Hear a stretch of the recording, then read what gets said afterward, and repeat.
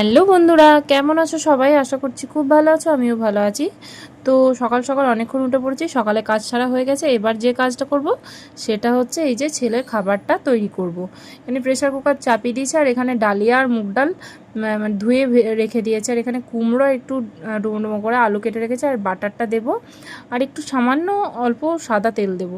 তো চলো এখানে সাদা তেলের মধ্যে দিয়ে এখানে কুমড়ো আলুটা আর একটুখানি নুন, সামান্য পরিমাণ হলুদ দিয়ে নাড়াচাড়া করে নিচ্ছি। হালকা একদম পুরো লো আঁচে হবে, পুরো হালকাতে ওটা দেওয়ার পর তারপরে এই যে ডালিয়াটা দিয়েও কিছুক্ষণ নাড়াচাড়া করে, মানে যেই দেখতে হবে ভাজা ভাজা হয়ে গেছে প্রায়, কারণ ডালিয়া একটু স্যাঁতস্যাঁতে টাইপের লাল, মানে একটু অন্য টাইপের জিনিস, তো ওটাকে একটু না নাড়লে ভাল লাগে না টেস্টটা।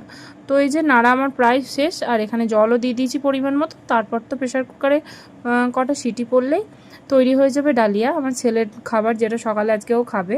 তো চলো, এই যে রেডি হয়ে গেছে ডালিয়া। সামান্য একটু তোমরা চাইলে ঘিও দিতে পারো, আমি ঘি দিইনি যেহেতু বাটারটা দিয়েছি। এখানে ডিম সিদ্ধ দিয়েছি, আর এই যে ছেলেকে খেতেও বসিয়ে দিয়েছি। ওই যে ওই চেয়ারে বসছে, কিন্তু ওই খাওয়ার সময় যত ভালোই খাবার করো না কেন, প্রত্যেক বাচ্চারই বোধহয় এরকম অবস্থা, ওর কোনো রকমই মানে কোনো কিছুতে এনার্জি থাকে না কোনো রকমে। এই যে মুখে দিয়েছি, তারপর শুধু হচ্ছে কেমন হয়েছে, বলছে ঠিক আছে। তো ওর কোনো খাবারের প্রতি সেরকম কোনো ন্যাক নেই, এটা নিয়ে আমার ভীষণ চাপের একটা।